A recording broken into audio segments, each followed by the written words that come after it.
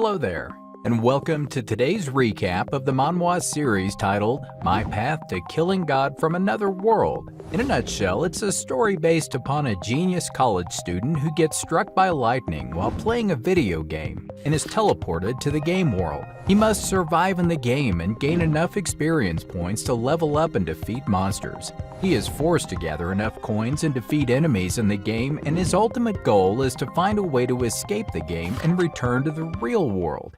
The chapter opens up with our main character, Ching Julio, spinning his pen and sitting on his desk in his school classroom. Julio is one of the top students and is known to solve even difficult problems. However, he is in a troublesome situation as he has developed a crush on a beautiful girl named Jean Xiaomi, who is having trouble with her homework. Xiaomi can be seen sitting in front of Julio's desk, asking him to help her complete her homework. In the meantime, the teacher is reprimanding Xiaomi for disturbing Julio and sitting at a desk and urges her to get out of the class. Surprisingly, she hands her homework to Julio and asks him to finish it for her as she is going for a dungeon run with her guild. Julio blushes and accepts her request, but not before asking her softly if he could join her in the game. Xiaomi turns back and tells him to come to a location at exactly 8 p.m. as her team is in need of a healer. Afterward, Xiaomi gives Julio her ID, i.e. Bursting Sweetheart, and walks away. As Julio walks home, he hears news of a rare thunderstorm that is set to start at 8 p.m.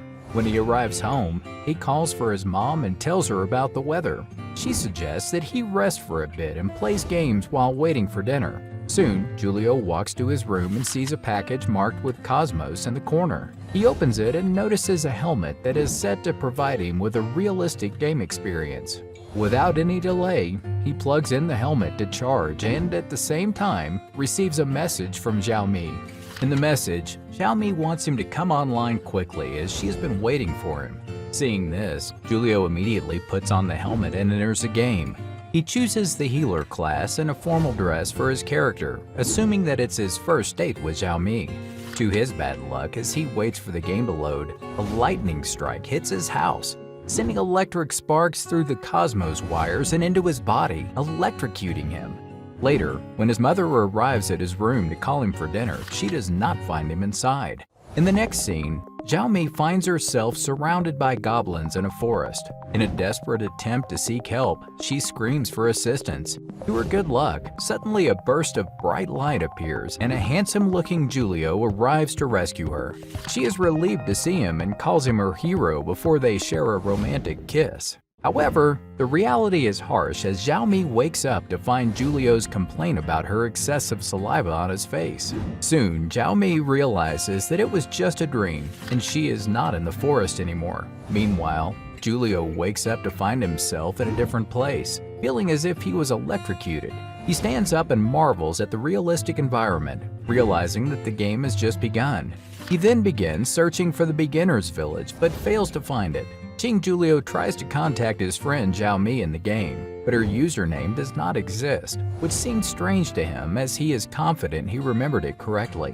He decides to go to the beginner's village to meet her in person, but after waking in the hot desert for a while, he begins to sweat profusely and wonders if he made a mistake as he cannot locate the village. He tries to contact customer service, but is unable to do so and finds it suspicious. His dehydration worsens and he fears fainting soon. Ching decides to log out and explain the situation to Xiaomi, but the system will not let him do so. After many attempts, he realizes that he has triggered a mission to survive indefinitely in the game, and he cannot leave. He experiences real sensations of dehydration and dizziness in the game, and his only hope of survival is to find water. He recalls his survival show he watched and remembers that limestone is often found near spring water. He searches for limestone and eventually finds a water source in a cave. He drinks as much water as he can, feeling relieved to be alive. However, a wild fox monster appears outside the cave, and Ching is unaware of the danger as he rests inside. Despite finding water, Ching still has no way of leaving the game. He searches for a hint on how to exit the desert, but the map function only shows explored areas. He realizes that his low stats and lack of attack skills leave him vulnerable to monster attacks, and the only option he has is to run if he encounters any. Julio checks upon the players panel and is confused when he discovers that a healer's first piece of equipment is a sword. He decides to explore a cave to find food and stumbles upon a mountain of bones. He realizes that it's not safe to stay there and leaves quickly. Suddenly, a desert wolf attacks him, and he has to fight it even though he knows that his sword attacks won't work on its tough exterior. He gets an idea and allows the wolf to bite him so that he can stab his soft abdomen. He succeeds in killing the wolf and gains experience points, allowing him to level up and gain new skill points. Julio is a skilled kendo practitioner who learned the art from a young age and became the youngest 6th-stage kendo practitioner in China. He knows that in a world where the strong reign supreme, one must keep practicing and pushing themselves to become stronger. In the game, he realizes that he must use all his skills and knowledge to survive and defeat his opponents. Julio discovers a hidden shop system where he can use his levels to unlock a variety of weapons, defensive equipment, household and electronic appliances. He also encounters holographic projections of various types, including offense, defense, magic, assassination, and service. Julio feels nervous seeing the service type, wondering if the game wants people to live and die alone in the game world.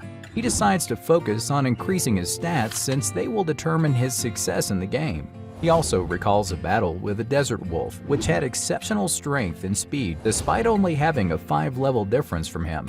Julio then assigns skill points to enhance his physique, strength, and agility in order to better handle powerful monsters. He is exhilarated as he feels the immediate effects of these added skills on his body. Upon hearing a howl, Julio turns around to find a pack of desert wolves approaching him. Seeing this as a perfect opportunity to test his newly acquired skills, he decides to take them all out. He manages to easily cut through their defenses with his increased attack power and swordsmanship ability.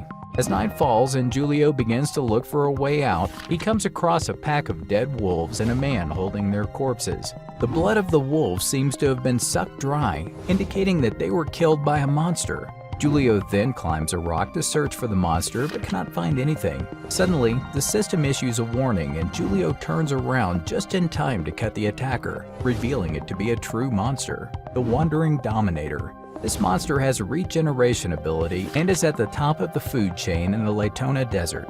By this time, Julio's agility stats come in handy as he's able to dodge the Dominator's attacks and jumps into the air to attack it. However, the Dominator's absolute speed allows it to quickly dodge and land a powerful blow on him, causing him to spit blood.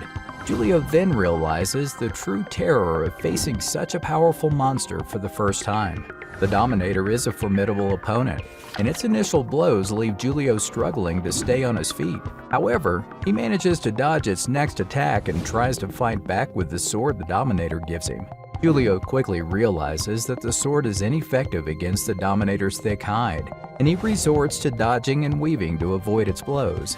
The Dominator taunts Julio, calling him a weak human and playing with him like a cat plays with a mouse. Despite the Dominator's taunts, Julio refuses to give up.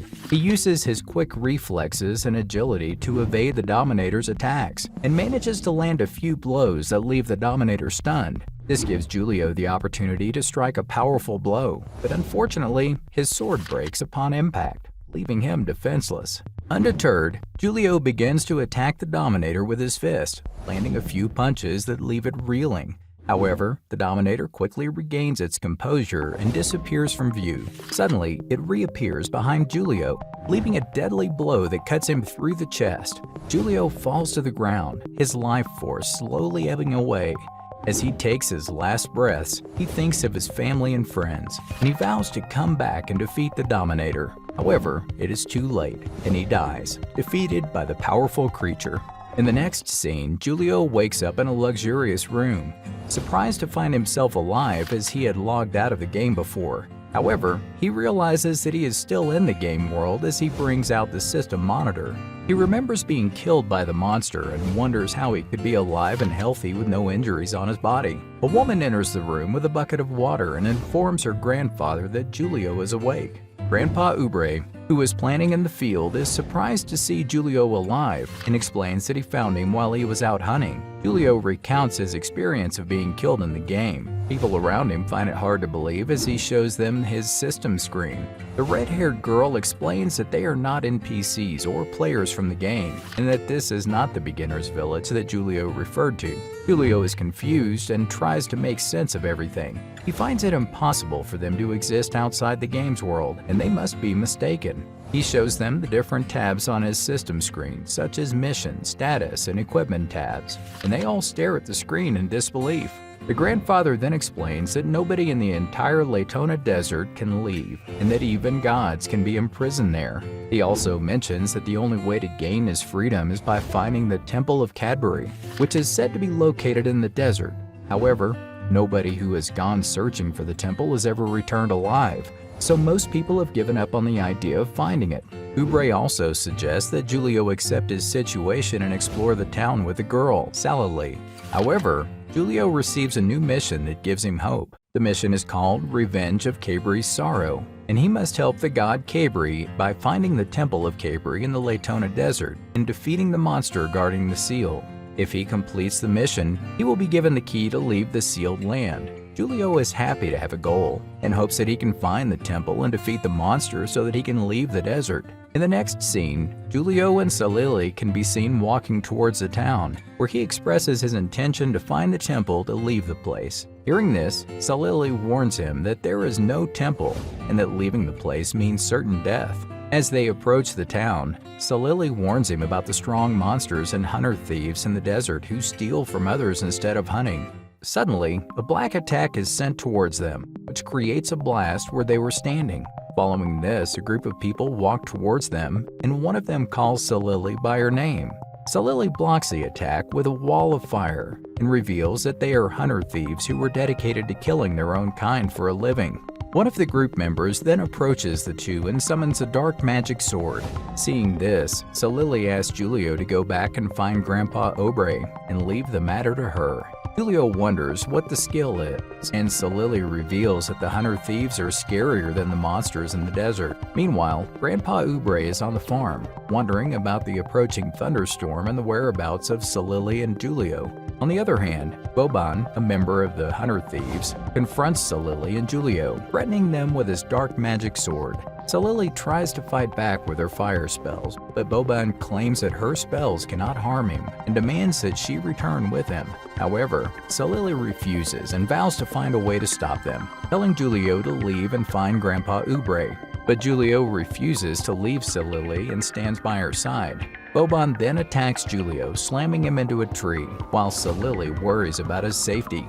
To her surprise, Julio fights back, using his strength to land a punch on Boban's face, but Boban catches his hand. Soon he realizes that Julio's strength was able to dislocate his wrist. Salili asks if Julio is okay, while Boban expresses his anger towards Salili, as he has been trying to make her his girlfriend. Salili rejects his advances, telling him that she is not interested in him. Hearing this, Boban challenges Julio to a battle between men, promising to stop bothering Salili if he wins. Right then, the system pops up a side mission, Shadow Madness, with the reward of the lost map of Laytona for completing the mission. Julio, desperate to get a map to leave the place, immediately accepts the challenge with the shadow swordsman Boban. Despite Salili warning Julio that he can't beat Boban, as he's the strongest shadow swordsman in town, the latter does not change his decision. Shadow swordsmen are actually the ones who can use the power of shadows to gain speed and surprisingly strong strength, making them powerful fighters. Julio is determined to defeat Boban and get the map to leave the place, even though he knows that it will be a difficult battle. During the fight, Boban uses a shadow clone to fight Julio and throws his sword, which Julio grabs. Boban then says he doesn't want to bully Julio and insists on a fair fight. The battle continues, with Boban using shadow clones to fight Julio. However, Julio discovers the working principle of the shadow clone, which allows the clone in the original body to switch positions, giving Boban an advantage to the fight. Despite this, Julio heals himself and restores his HP to 100 using the healing function. Boban and his gang laugh at Julio for being a priest and challenging a shadow swordsman. Boban then uses his ultimate attack to show Julio the real strength of a shadow swordsman. Julio challenges Boban to meet him halfway and runs towards him. Boban sends his clone to attack Julio, but he blocks the attack. Julio attacks the clone but finds it difficult to defend against his strong attacks. Boban then appears behind Julio and strikes him with a sword, causing confusion among everyone. Julio narrowly escapes the attack thanks to his new skill he had recently acquired. Boban becomes more interested in Julio as he realizes he had underestimated him. Sometime later, Boban stops playing and uses his final skill, Desolate Assault, which surrounds Julio with attacks from all sides. Julio manages to dodge most of the attacks, but still gets hit by some. Without a weapon, Julio can only defend and dodge. Boban suddenly appears in front of him and strikes him, claiming that Julio's end is near. Julio finds himself trapped within a black sphere. After this, Boban tells Julio that he will find him a proper grave to bury him in after his death. Fortunately, at the same time, a white light appears, shocking everyone. Grandpa Ubre can be seen approaching, blocking Julio's attack with his power. It then starts raining and Julio becomes exhausted.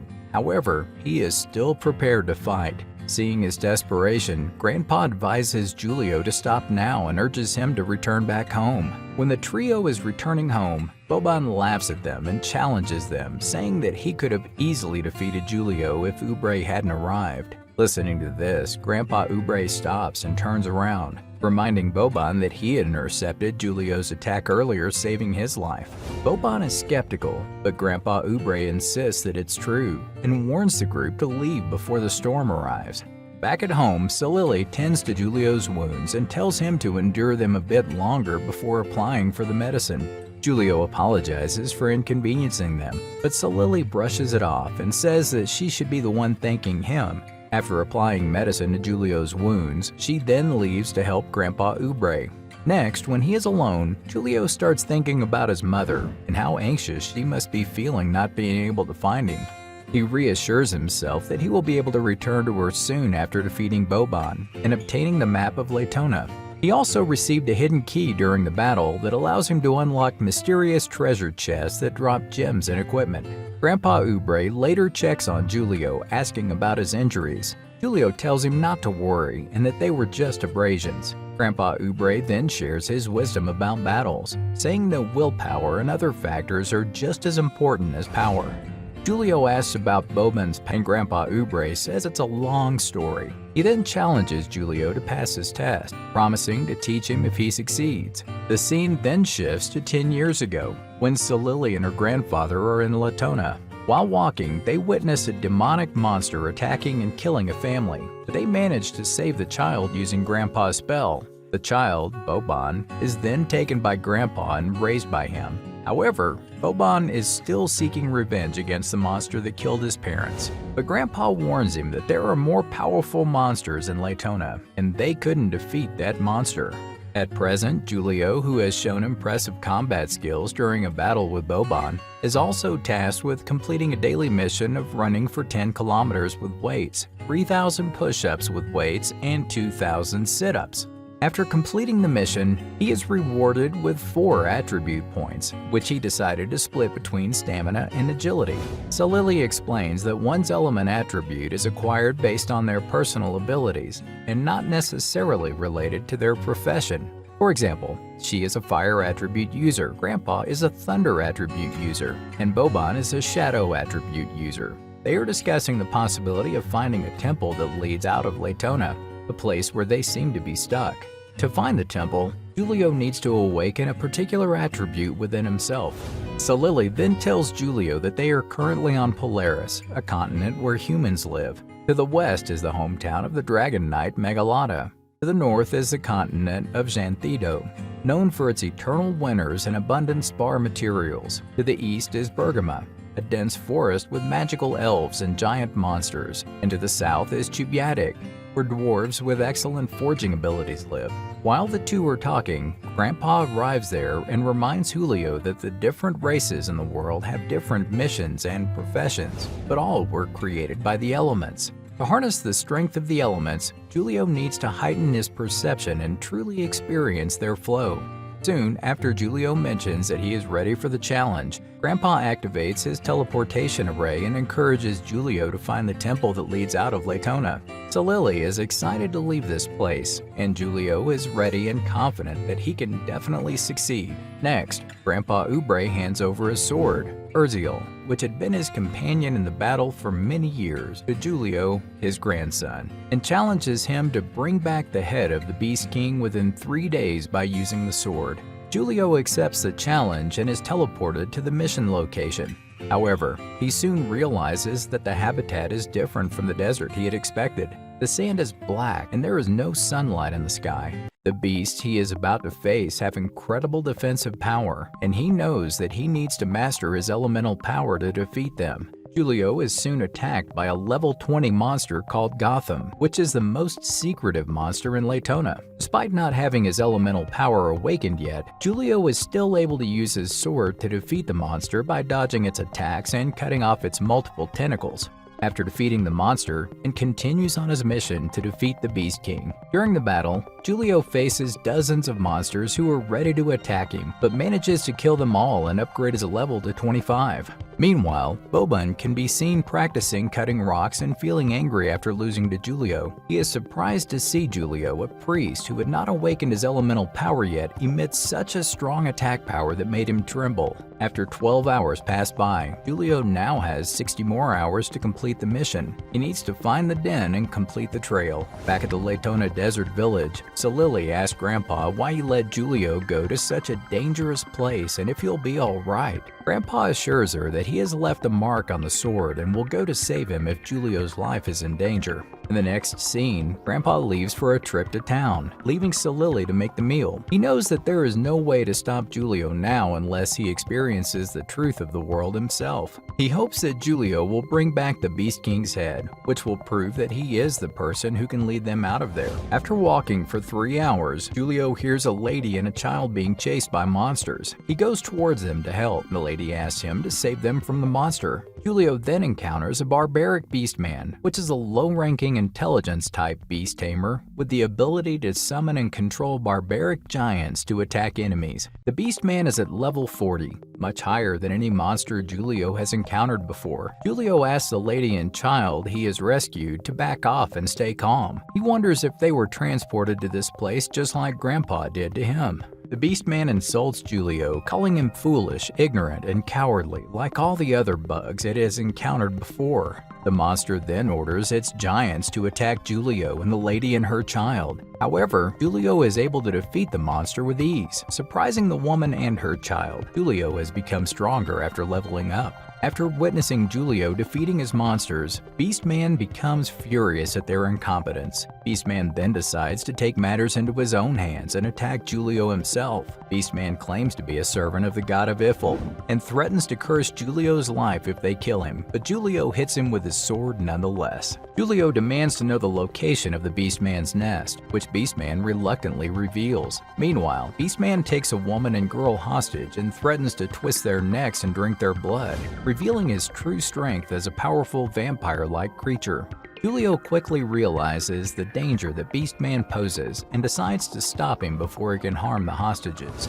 At this moment, 3 new characters enter the scene: Bros, Falaga, and Rachel. They introduce themselves as individuals who have been transported to the same location as Julio and the others and explain that they were attacked by Beastman's minions and ended up following their tracks to this location. Bros is an experienced warrior, Falaga is an assassin, and Rachel is a healer. Together, Julio and the 3 newcomers are able to defeat Beastman with their combined skills and abilities. During the fight, Julio is able to learn the location of the Beastman nest, which he suspects may hold answers to why they have been transported to this location in the first place. After this, the group stands together, victorious but still uncertain of what the future holds. Beastman is caught and questioned by Julio, while Grandpa Umbre is confronted by high-ranking individuals who suggest he kill Julio and beg God for forgiveness. Grandpa Umbre, however, refuses and confronts the individuals, using his powers to defend himself. Meanwhile, Julio and his group search for the Capri Shrine and decide to leave the woman and the child in a safe place,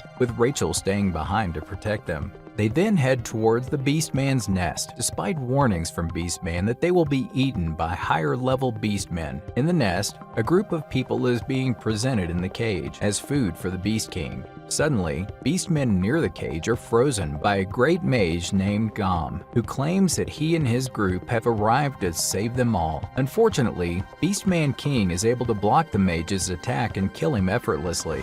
On the other hand, Julio and his group also arrive outside the nest and are skilled at fighting monsters. While exploring the tunnels inside the nest, Julio comes across a group of scavenger ghouls who are eating a girl. The scavenger ghouls are terrifying and dangerous monsters, but Julio is able to defeat them using his skills and attacks, gaining experience and new abilities. During the battle, Julio manages to defeat 99 scavenger ghouls and has leveled up to level 14 with a hidden level of 50. Because of his advancements in performance, he is rewarded with 3 new skills: Punishing Light, Sacred Slash, and Diving Blessing. Julio does a detailed analysis of all these and along with the benefits of each skill and chooses Diving Blessing and Sacred Slash for him. In the meantime, Julio is worried about his companions, Bros and Falaga, and assumed that they should be safe since there is no indication coming from the mark. On the other hand, Bros has encountered scavenger ghouls too, but he is able to defeat them easily. However, he is caught up by a girl who is controlling the scavenger ghouls with her song. The girl is about to cut open Bros' stomach and eat him when Julio arrives there and cuts off the girl's hand, saving Bros. Due to the act, the girl becomes furious and uses her song to attack them. Her song has the capability to paralyze anyone who hears it.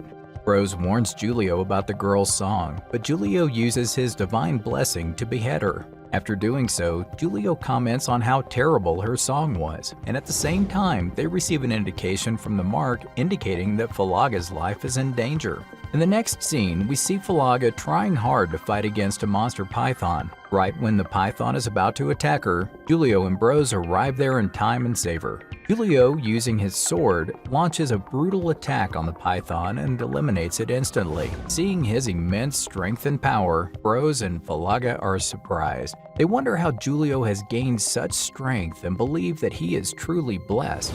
In the meantime, Bros mentions that the tunnel that he and Julio went on was fake, and that the remaining one must be authentic. Following this, he also puts forward his fear to fight against more dreadful monsters on their way forward. Listening to this, Julio replies that it is not the monsters that will kill them, but their own fears. He suggests them to believe in their own strength and battle against the monsters with full confidence and power. At the same time, there appears a giant earthworm that activates its fire attribute to attack the group. After Julio's encouraging words, Bros and Falaga also gather some confidence and join hands with Julio to kill the monster earthworm. While Bros and Falaga distract the earthworm, Julio climbs on top of it and stabs its head with the sword. Soon, he succeeds in destroying its hellfire armor and eliminates it. With the elimination, Julio gets further rewards and XP points, along with hellfire gloves. Meanwhile, a beastman is keeping an eye on them, hiding behind the rocks. To his bad luck, Bros notices and confronts him, asking him the location of the Beast King. When the group threatens to kill the Beastman, he agrees to guide them to the Beast King. Next, the group follows the Beastman up inside a cave. When they approach the entrance to the main hall, Julio suggests Bros and Falaga go to the place where their companions have been captured and free them. He is saying so because he does not want to put their lives in danger because of him. However, Bros replies that he and Falaga will not let him enter the hall alone and fight against the Beast King.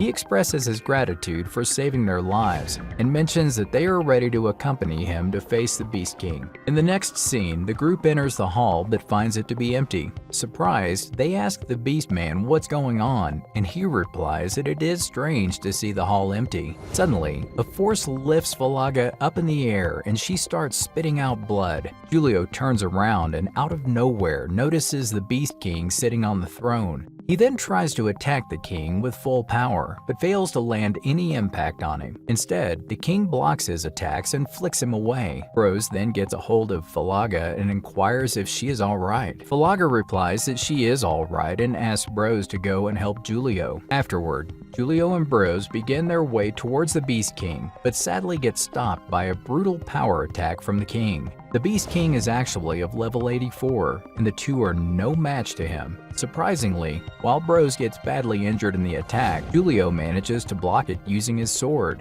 He then wonders how he's going to face the brutal king. In the meantime, the king stands up from his throne and wishes to play with the two, referring to them as bugs. He then suddenly vanishes and prepares to attack Bros. Unbeknownst to Bros, the Beast King attacks him from behind and injures him badly, breaking his bones and making him spit out blood. Julio tries his best to alert Bros of the attack but fails. After the failure, Bros apologizes to Julio for being a burden and requests him to save everyone.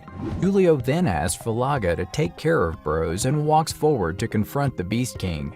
Julio takes out his sword and stands in front of the Beast King, ready to battle. The Beast King sends a powerful spell towards Julio, but he blocks it with ease, surprising everyone. Seeing this, Bros mentions that he will never be as strong as Julio even if he trains for more than 10 years. The Beast King also gets stunned by the strength of Julio. Following this, Julio attacks the Beast King and hits him a couple of times, trying to get revenge for his friends and other innocent people. He manages to injure the Beast King with a couple of powerful spells and sets him back on his heels. However, the king soon prepares to unleash his elemental power. He does all the hard work and hits Julio with one of his most powerful skills. He also makes fun of Julio, calling him a bug and also insulting his race. After the attack, Julio can be seen spitting out blood and coughing badly, with wounds all over his body. Bros and Falaga feel helpless, looking at injured Julio. Here, Julio believes that it's his end and remembers his mother asking him to return home with her. Suddenly, the Beast King mentions that his ID is Bursting Sweetheart, the same one that Xiaomi told him before. Suddenly, the scene shifts to an unknown location where Julio finds someone calling his name. He is surprised to see himself alive and believes he is already dead. Out of nowhere, there appears a strange man who confirms to Julio that he is alive. Hearing this, Julio becomes surprised and turns to the old man, asking about his identity and how he reached there. The man replies that he too has no idea how he got there, but always believed that someone would come there to rescue him. He believes that Julio is there to save him and asks him to accept him as his follower and be his master. The strange man also claims that as soon as Julio will accept his request, he will automatically return to the place where he came from. Hearing this, without thinking twice, Julio agrees to be his master. As soon as Julio accepts, he arrives back at the hall where he was fighting the Beast King. Bros and Falaga are happy to see him back, while the king gets shocked. Here, Julio realizes that the strange man that he met before is actually his elemental power named Chaotic, and a devastating skill called Extinguish. He feels a power surging through his body and is ready to fight against the king. Meanwhile, the king is surprised to see Julio in a single piece and notices that he returned by being stronger. To his bad luck, when he rushes to attack Julio, Julio activates his Extinguish skill and eliminates the king, gaining bonus XP, increasing his level, and a black treasure chest. Back in the desert, Boban and Grandpa Umbre are working in the field, planting some paddy. Here, Salili asks Umbre to get some information about Julio, and he agrees to find him soon. Right then, they experience an earthquake, and Umbre mentions that it is actually coming from the direction of the Beast Cave. He believes that Julio has attained his elemental power and has successfully defeated the Great Beast King. During this time, Bros and Falaga are astonished to see such power of Julio and are grateful to be on his side. Bro assumes that all this time Julio was hiding his real power. Julio himself finds it difficult to believe that he defeated such a strong opponent. He then turns to Bros and Falaga and asks them to take a rest while he goes and rescues their companions. Suddenly, when Julio starts thinking about the strange man that he met before, he feels dizzy and gets a vision of Grandpa Umbre arriving there to save him. Next, when Julio wakes up, he finds himself waking up at Grandpa Umbre's home, being served food by Boban. He has no idea how he ended up there and only remembers seeing Grandpa Umbre. Right then, a game screen pops up and he is given the option to open the Beast King's chest. Without thinking twice, Julio opens the chest and receives an egg. While he is trying to figure out the ways to use the egg, it hatches and a baby emerges from it, calling Julio his papa. Afterward, the little baby starts irritating Julio, compelling him to ask the system about its origin. To his bad luck, the system does not give him any reply and just suggests he take proper care of it without letting it get hurt. Because of the irritating behavior of the baby, Julio scolds him and refuses to play with him. Hearing his loud voice, the baby starts crying and suddenly the system screen pops up, announcing a punishment for making a little creature cry. Soon, Julio and the little baby are transported to some icy location where the level 40 ice predators are ready to attack them. With this, the punishment begins, informing Julio that if the baby gets hurt or killed, he will be annihilated. Meanwhile, Boban meets with Grandpa Umbre and tells him that Julio is woken up. Grandpa then informs Salili about it, and the two head towards his room to see him. Luckily, Julio manages to defeat all the ice predators in time and saves himself from the harsh punishment. He and the kid are then transported back to the room. Right then, Salili enters the room and is surprised to see a kid sitting on Julio's back, calling him his daddy. Surprisingly, Salili happens to be liking the child and immediately starts playing around with it. She even asks Julio where he got the child from and is shocked when the latter tells her that it hatched out of an egg. In the meantime, Grandpa Umbre and Boban enter the room and are surprised to see the child. Julio hides the reality and tells them that the child actually crawled out of the bed when he woke up. He also tells them that the child is the one who he rescued from the beast nest. Later, after Boban and Salili leave to make some food, Julio tells Grandpa about his experience while interacting with the Beast King and also mentions the elemental power he obtained. He also tells him that before he was provided with the elemental power, he was transported to another dimension. Grandpa is shocked to hear this and forbids him from telling it to anyone else. Julio agrees to his orders and heads towards the kitchen to eat some food. Inside the dining room, everyone is surprised to see a lot of delicacies on the table. When Julio thanks Salili for making such varieties of food, she replies that she is not the one who prepared all this and points towards the kitchen. From the kitchen, Beastman Rachilder turns, surprising Julio. Rachilder then reveals that Grandpa Umbre brought him there and Bros and Falaga have been sent to the nearby wellness center for treatment. Grandpa suggests Julio to go and visit his friends after he finishes eating his food. Unbeknownst to everyone, we see a couple of people keeping an eye on Grandpa Umbre and everyone inside the kitchen. They decide to return and report Julio to their lord. The scene then shifts to the netherworld, where Lord Hades calls his subordinate and sends him to go to the Latona desert and keep the record of their guards. Back to Latona, Salili inquires with Julio about the element he has awakened and how he killed the Beast King. Here, Julio acts as if he is unaware of the element and replies that he might have awakened the light element, which the healers normally do. Boban also receives the same and challenges Julio to a face-off. Soon, the group arrive outside of their healing center and Salili enters inside with Boban, not before asking Julio to follow her. To her dismay, Julio suddenly vanishes and is nowhere to be found. Meanwhile, Julio is transported to another dimension, where a man named Hikes welcomes him and claims to be one of the 4 strongest people in Latona. He also asks Julio to join their group and promises to satisfy him. However, Julio refuses his offer and mentions that he is not interested in joining his group. Hearing this, Hikes gets enraged and threatens to kill his friends. Julio also does not budge and replies that if he does not find his friends outside, Hikes will be killed. Outside, Salili and Boban can be seen waiting for Julio to arrive. Suddenly, Salili gets attacked by a strange entity and somehow, Boban manages to save her. At the same time, Julio asks Hikes to let him go, but gets refused in the face. Hikes also proposes to join their group and be one of the powerful people of Latona. Hikes even tries to manipulate Julio by stating that Grandpa Umbre, along with their group, made an agreement with the monsters a long time ago to send some people regularly to them as their food. They have also agreed to let the monsters hunt humans from anywhere they want. Julio is shocked to hear this and tells Grandpa Umbre cannot agree to his decision at any cost. He then puts aside the little child he is carrying and gets ready to face Hikes. At first, Hikes tries to make Julio afraid by informing him about his level and skills. But to his dismay, before he can use any of them, Julio attacks him with full power and manages to land a number of punches, making him cough up a lot of blood. With this destruction, Hikes falls to the ground and asks Julio who he is exactly. Next, there ensues a fight between the attacking group and Boban and Salili. The duo can be seen fighting against the attacks with great coordination and speed, using their respective element attributes and helping each other. Soon, Julio also comes to their rescue, and after landing a final blow on the attacker, he threatens them from attacking his friends afterward.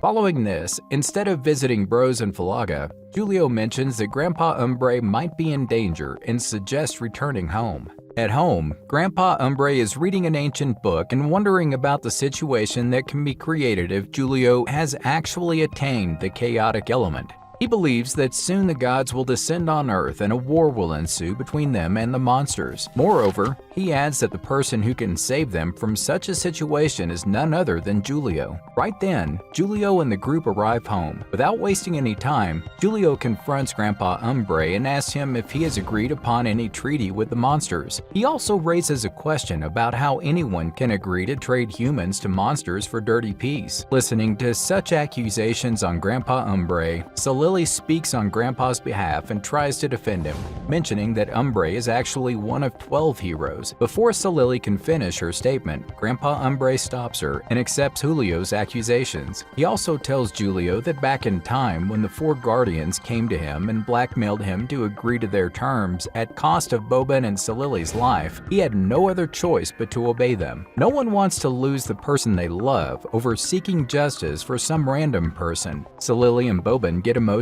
after hearing this and appreciate Grandpa for his decision. However, Julio thinks otherwise. He mentions that Grandpa Umbre must have tried to fight against the Guardians and get justice for his loved ones and for other people. With Julio making fun of Grandpa's decision, Salili and Boban threaten Julio and mention that no matter what, they will never leave Umbre and will always be grateful for what he did for them. Surprisingly, when Julio suggests they fight against the Guardians and save the townspeople from the monsters, Grandpa Umbre agrees to his decision and gets ready to help him at any cost. He then asks everyone to join him in training, as they have very little time to prepare before Hikes recovers and the Guardians come for revenge. Later, Julio can be seen spending some time with the kid, thinking about his mother. Right then, he decides to use his unused coin to gain more weapons and armor. To his surprise, while he is doing so, a message pops up on the screen, indicating that it is actually from Bursting Sweetheart ID. Julio panics a little bit after seeing this, as he has waited for a long time for a reply. While going through the replies from Xiaomi,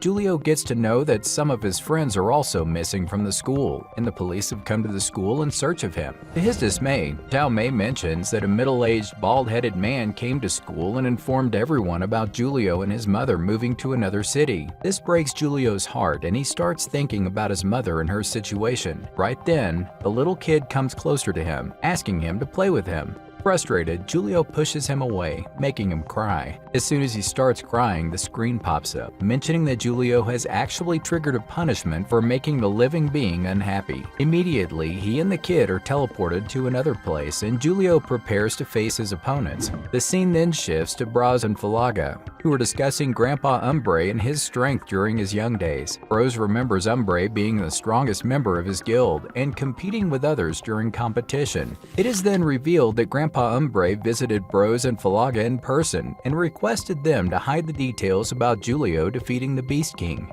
Out of respect, Bros and Falaga agree to his orders, but still can't believe that the strongest and greatest fighter like Umbre is also trapped inside Nakona. Moments later, their conversation shifts to Julio, and Bros mentions that he has never seen anyone as strong as him, and can never even dream of being strong as Julio.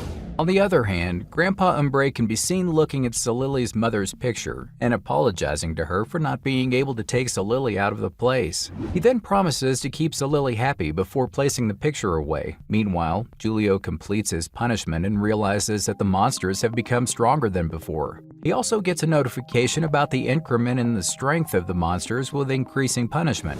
Right then, he watches the little kid and takes him as a reason due to which he got messages from Xiaomi. He then decides to play around with the kid and keep her happy. Suddenly Bros along with Falaga, Grandpa Umbre, Salili, and Boban arrive there searching for him.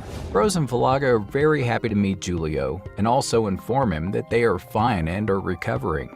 Julio apologizes for not being able to visit them before. After some time, Bros reveals to Julio that they are there to join Grandpa Umbre's training session and be a member in the plan to get out of the place. Seeing Bros make fun of Julio and the kid, Grandpa Umbre starts laughing and tells that he has never been able to witness such lively moments after he has gotten trapped in Laytona. Salili and Boban are also happy to see Grandpa Umbre smiling and laughing. In the next scene, Raychilder is preparing food for the group. When Grandpa Umbre asks him to prepare food for not less than 20 people, Raychilder is shocked to hear this and he asks Grandpa if he has invited some guests. Grandpa Umbre refuses to call any guests and mentions that the remaining group members are actually busy in training. Right then, Julio, along with other members, enter the house and immediately ask Raychilder to serve them some food. Before sitting for lunch, everyone complained to Grandpa Umbre about his rigorous training sessions. With only half an hour of the training sessions, the group tells that they have learned about the different principles of life. They learned that they should always stick by their group, fight more enemies, and successfully return back. They also mention that the shadow clones they face today are more enhanced than anyone they faced before. They soon realize that the most precious weapon during a battle is unity and coordination, and decide to practice it for their next sessions. This time, they are sad to have lost the competition within half an hour. Despite the loss, each of them refill the food a couple of times, as they were exhausted by the harsh training. Grandpa Umbre also mentions that he's going to increase the intensity of training in the following days. After food, Julio lies on his bed and remembers his mother. He remembers all the hard times his mother had to face while raising him as a single mother. People used to bully her and make fun of her at her workplace. Julio clearly remembers an incident where he hit her employer for looking to flirt with her. During this time, he clears an inner voice calling him by his name. When he looks at the face, the person calling him is none other than the same man whom he met during his intense battle with the Beast King. Julio asks the man about where he had gone after the completion of the battle with the Beast King. The man thanks Julio for helping him kill the king and mentions that since Julio accepted him to be his master, he is residing inside him and recovering after getting badly injured in the battle. He then informs Julio to listen carefully, as he is actually visiting him for something important.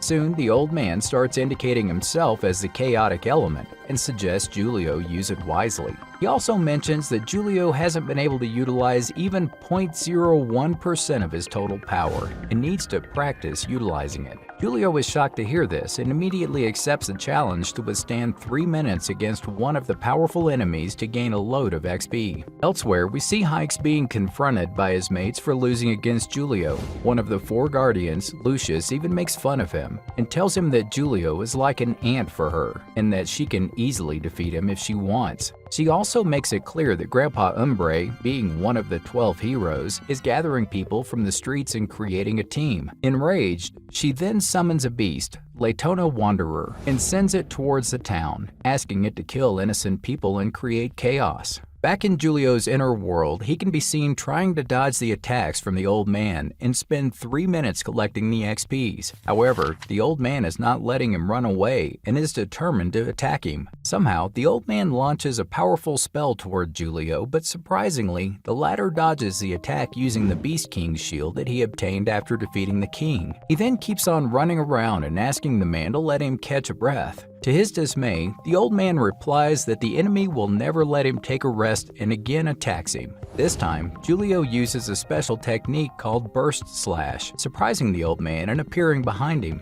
The old man is surprised to see Julio using this move and agrees to stop the fight if he is ready to teach him how he actually teleported behind him. Julio agrees to his request and answers that he just wishes to be at the place he wants and his powers send him there. In other words, he puts no effort to do so, just imagines a place and gets teleported. Soon, the given mission also gets completed and Julio receives the XP. On the other hand, Raychilder wakes up to some chaos around the house and notices Boban fighting with the beast monster. When he tries to stop him, Boban asks Raychilder to go away as he is trying to take revenge on the monster for his father's and mother's death. Raychilder then rushes straight to Grandpa Umbre and informs him about Boban and the beast monster. Hearing this, Umbre suggests Raychilder go and tell Julio about it and remind him to protect Solili from the chaos. Unbeknownst to them, all this is being watched by Hikes, Lucius, and his other mates. Lucius then asks Hikes to take care of the other things while she goes to confront Julio and kill him. At the same time, Julio is talking to the old man, believing him to be one of the gods Hesiod,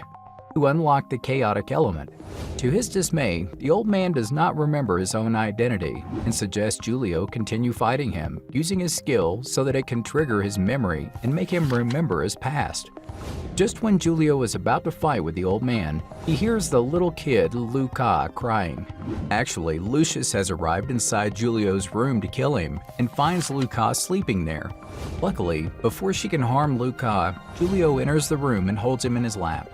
In the next scene, we see the whole town getting attacked by some powerful monsters.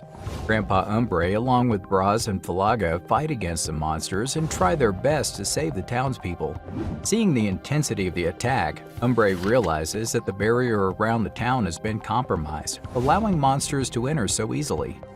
He then asks others to take care of the townspeople while he goes to the border and restores the protective shield. Despite Braz and Falaga requesting to join him, Umbre refuses them and leaves, not before giving them the responsibility to protect the people.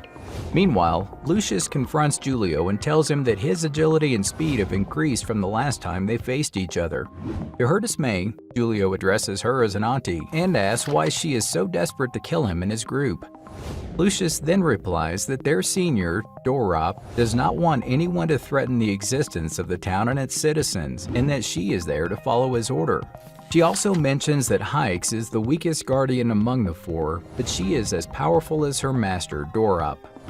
She then immediately summons her best attack, the Shadow Wolves, and sends it towards Julio. Julio, on the other hand, is determined to save his friends in the city from Lucius and her group. To her surprise, Julio uses a special move called Annihilation Slash and kills all of her wolves at once. She's then forced to increase the intensity of the attack and try to defeat Julio at any cost.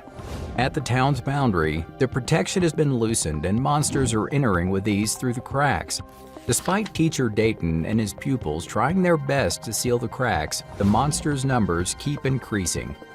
With the monsters killing people for no reason, Grandpa Umbre arrives at the boundary and asks Dayton and his group to repair the cracks, while he takes on the monsters and guards them. The teacher and his pupils are so happy to see Grandpa Umbre and believe that being one of the 12 heroes, he will definitely save their lives. Unfortunately, Lord Dorop also appears there and challenges Grandpa Umbre for disobeying him. He accuses Umbre of breaking his trust and unleashes a couple of powerful monsters to destroy the town. Dorop also states that he created the city on his own and has the full authority to destroy it as well. Meanwhile, Lucius faces a problem in blocking Julio's attacks and is surprised to see a healer launching such powerful attacks. During their battle, Lucius also mentions that Dorop has already reached the border and is fighting with the heroes of the town, including Grandpa Umbre. Hearing this, Julio realizes that he should defeat Lucius as soon as possible and join Grandpa Umbre to fight against Lord Dorop. He then immediately increases his intensity of attack on Lucius, pushing her on her heels.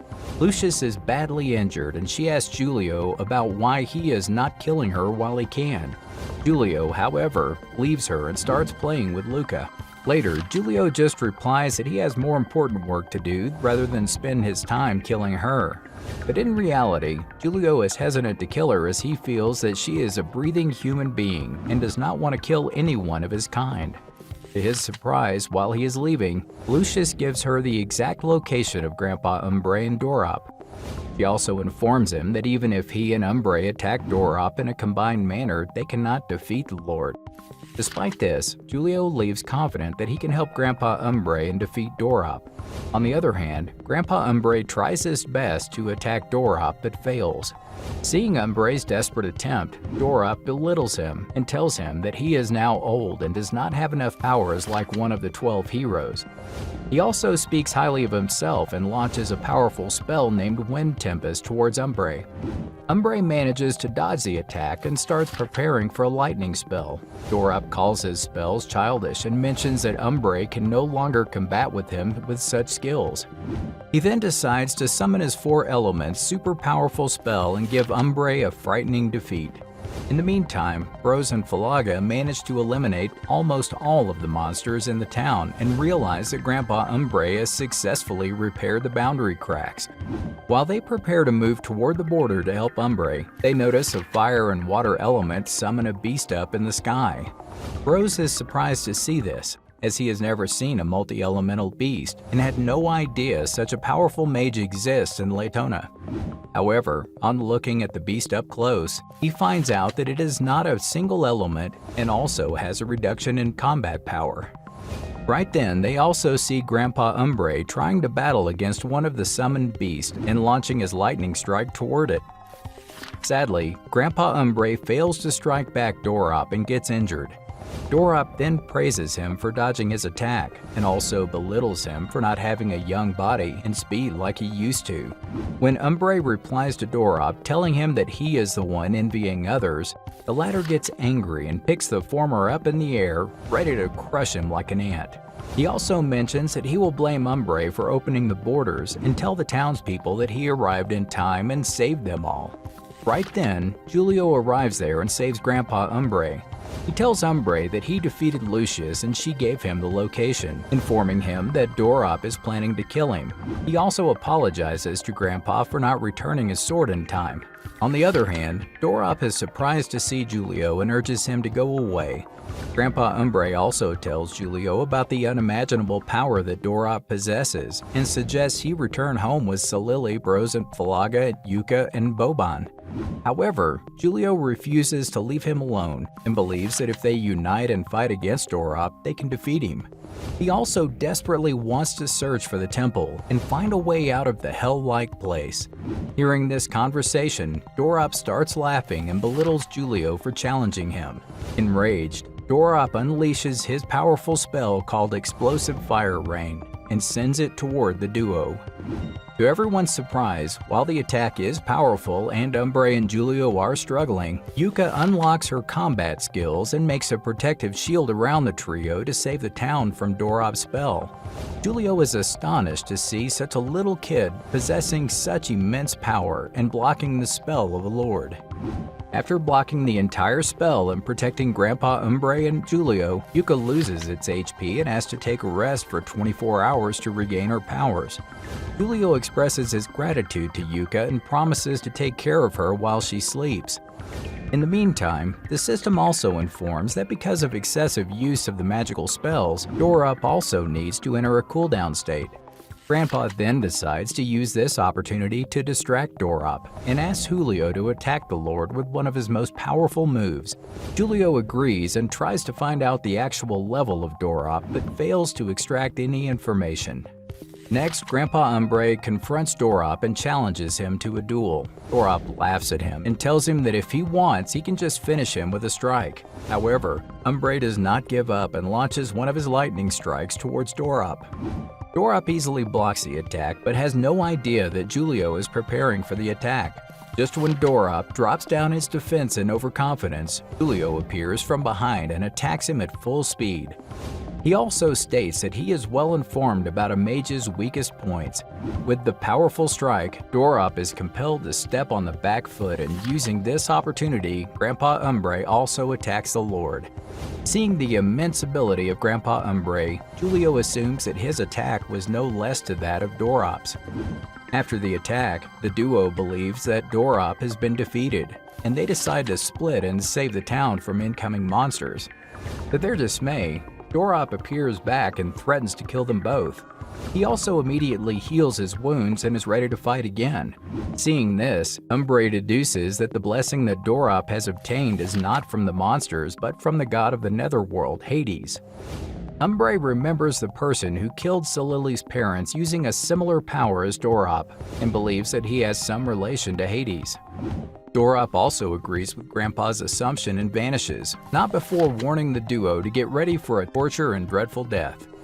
Julio and Umbre start searching around for Dorop, and he suddenly appears behind Grandpa Umbre, hitting him with a powerful punch. Julio tries to save Umbre but fails to hit Dorop and gets a powerful blow in return, sending him flying to the rocks. Here, Julio realizes that Dorop possesses immense power and that they are no match for him. He also believes that they need to somehow defeat Dorop to free everyone from the town. Right then, Dorop lifts Julio up in the air and asks him to accept his defeat. He also takes him as entertainment and proposes to give him life if he entertains him for a while. All of a sudden, Grandpa Umbre appears from behind and makes a failed attempt to attack Dorop. To his bad luck, Dorop notices him in time and attacks him back. He then puts forward a proposal to Julio, asking him to kill Umbre by his own hands and save his other companions. However, to his dismay, Julio refuses his proposal and threatens Dorop to kill him if he gets released. Suddenly, Julio finds himself in his unconscious state, where he meets the same old man who provided him with the chaotic elemental power. The old man then informs Julio about the real power he possesses, and that the chaotic elemental power is extraordinary, bearing the damage that can even kill gods. Hearing this, Julio gets charged and becomes ready to face Dorop. He immediately activates the chaotic spell and lands a harsh blow on Dorop, saving Grandpa Umbre and injuring the Lord. He also mentions that if Dorop possesses the power of fire,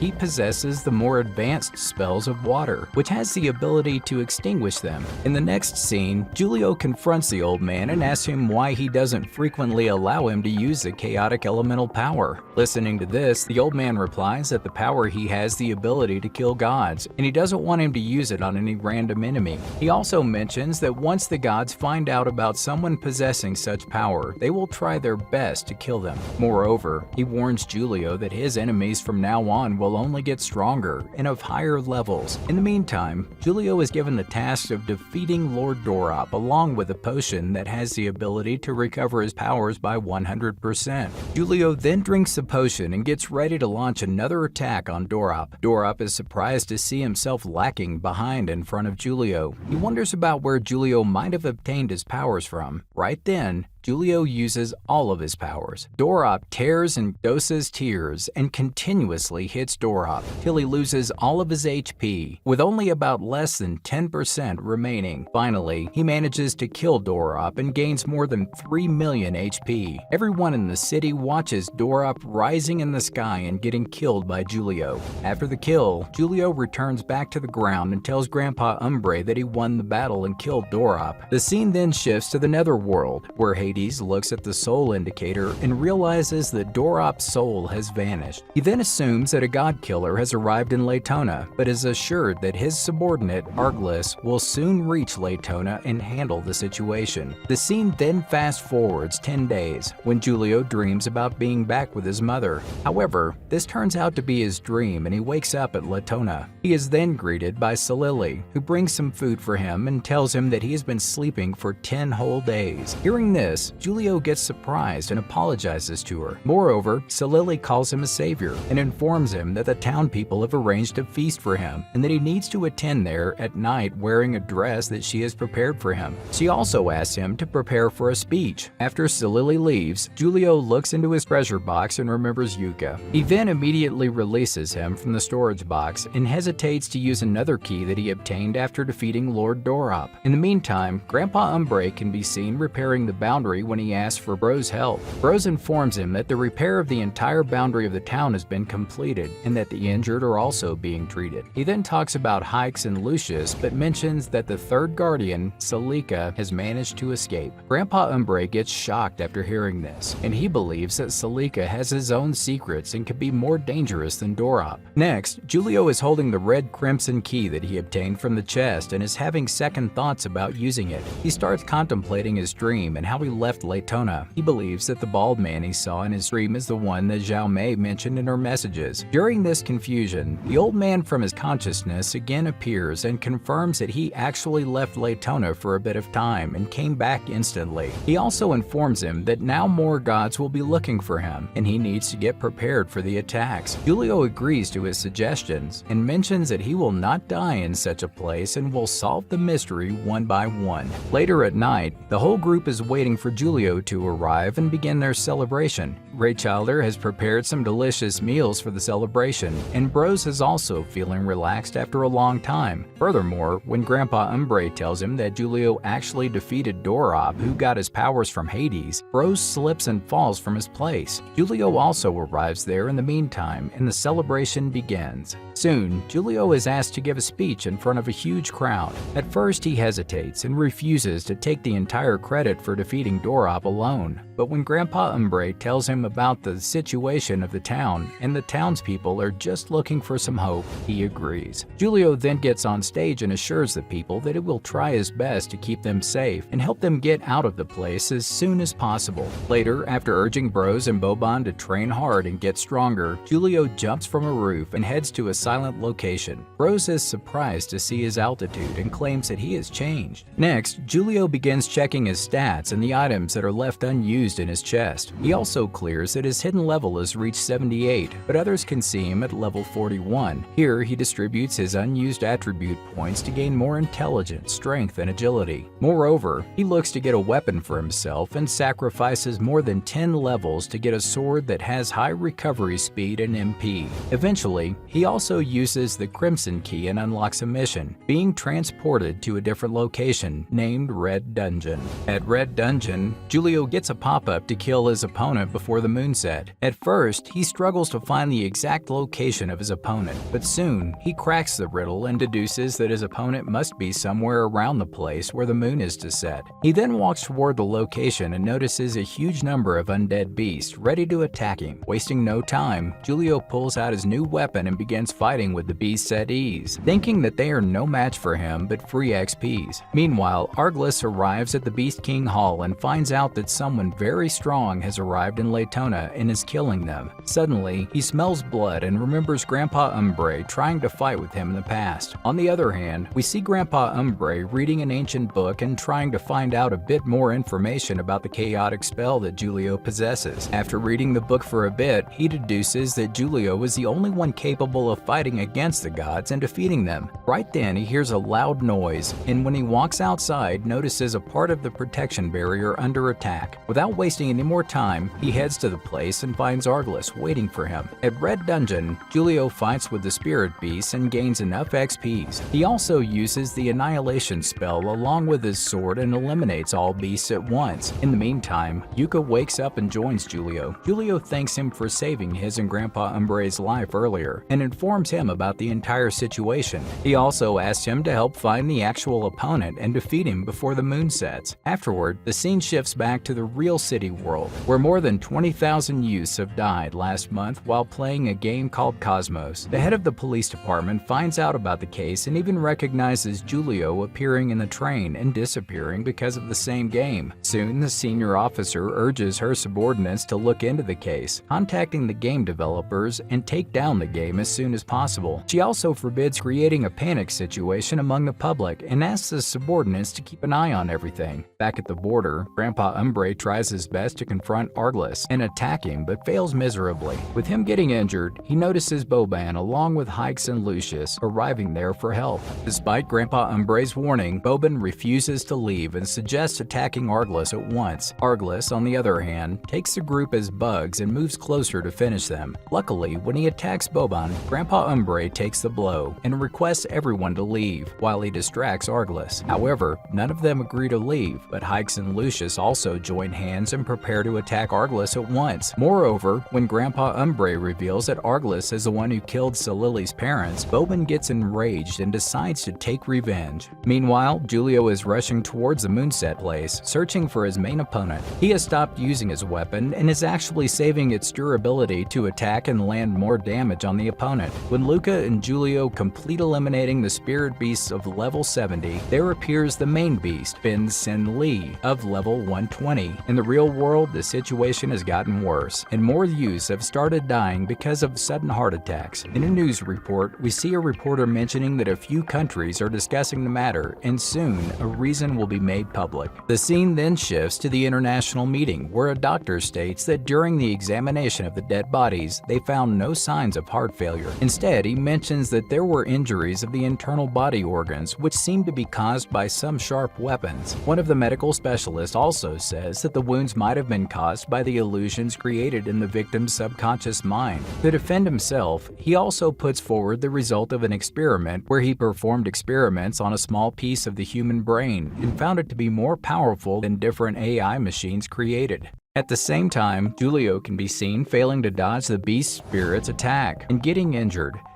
He then realizes that the beast is using a targeting technique to lock their opponents and launch an unavoidable attack on them.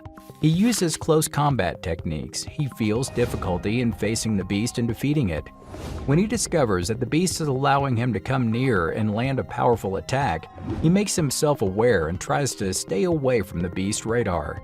However, he is surprised to see the beast increasing its speed every second and urges Luca to be careful.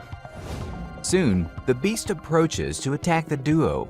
Luca creates a safety border around them and blocks the attack, allowing Julio with ample time to launch his powerful move toward the beast.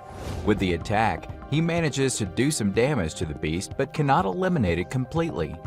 Luca is continuously losing energy and needs to get some rest. In the meantime, the beast can be seen getting stronger and faster. In addition to the main opponent beast, there are other beast spirits that are also attacking Julio and Luca.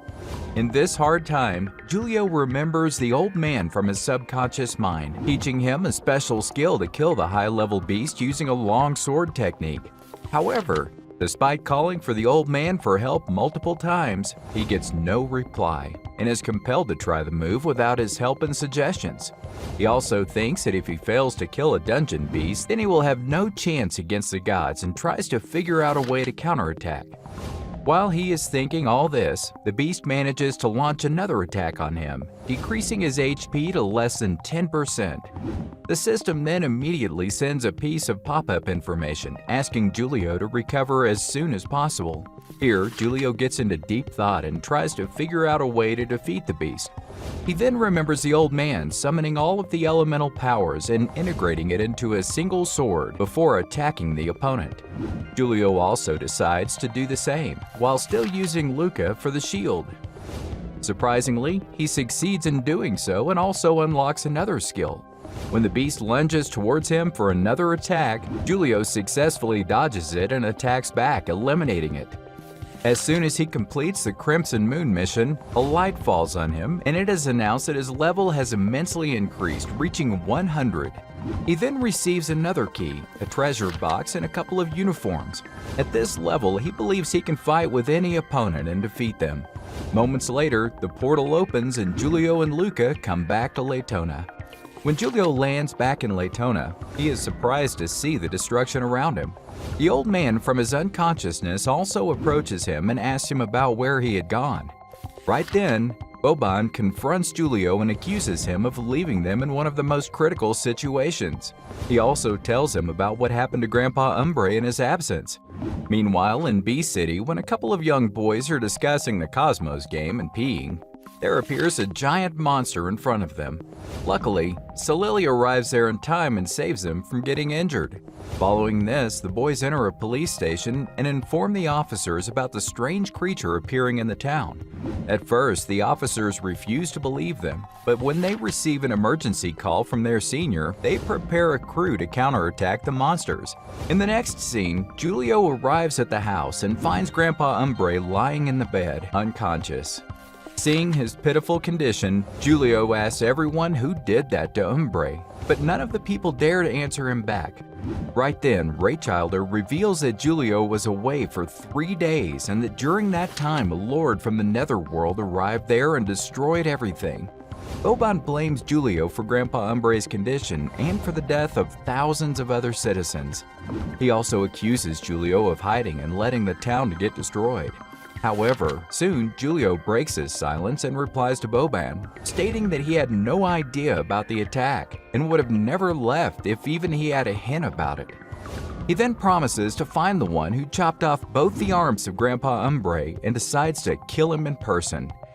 Hearing this, Bros informs Julio that they are no match for the person. At this moment, Julio reveals to everyone that he actually possesses the chaotic elemental power, which has the ability to slay gods if needed.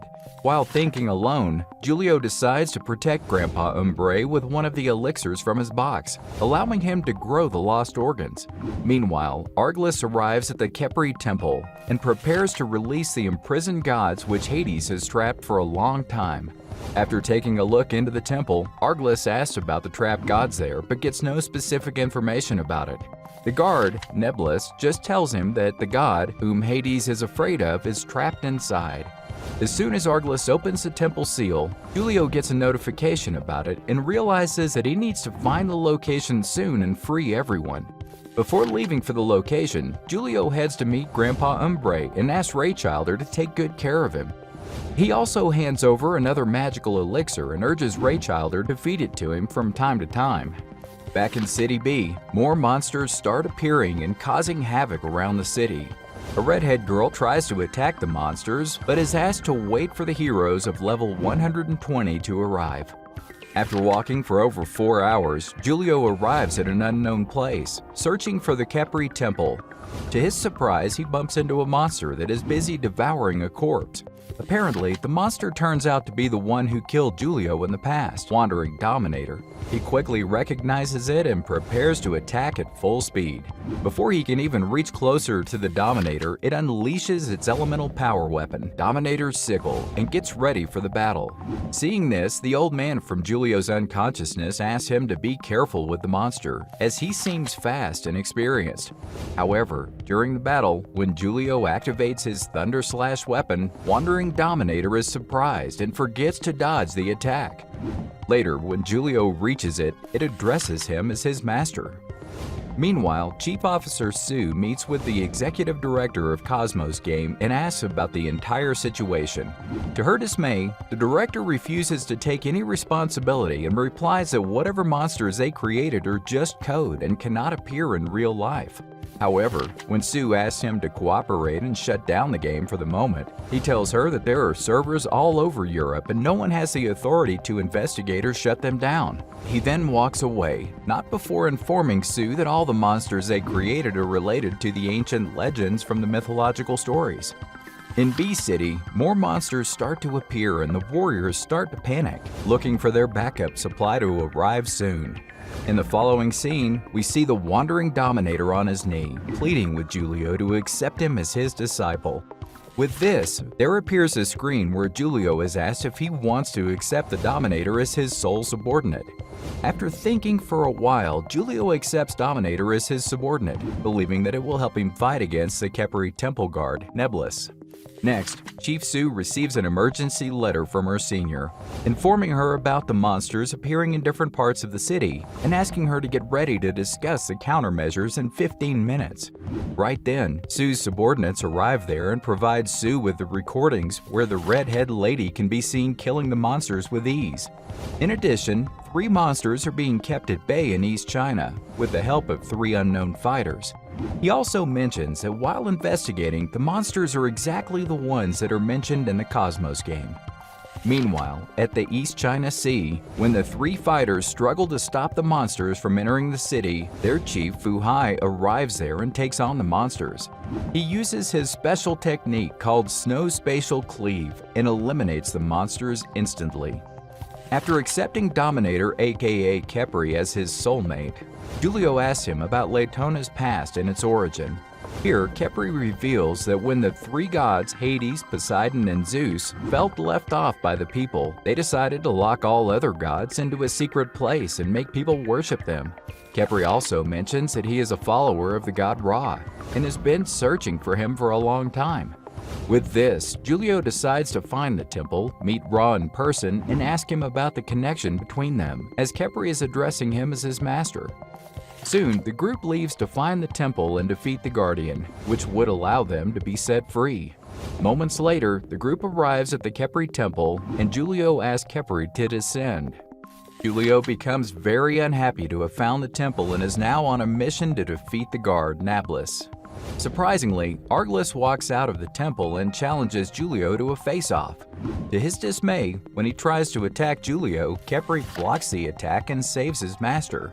Seeing this, Arglist is surprised as only gods are allowed to have sole subordinates. Moreover, there arrives the entire team of Julio, Grandpa Umbre with his pupils. Surprised, Julio asks Boban how they found the temple. The latter replies that with the help of Lucius's shadow wolf, they managed to follow his trail and reach the temple. Here, we can see that Grandpa Umbre has also recovered his arms and is perfectly fine. Suddenly, Arglist again appears and tries to attack them in full force. Khepri blocks the attack and asks the rest to enter the temple and be safe. Leaving Khepri to keep Arglist at bay, the group enters the Khepri temple.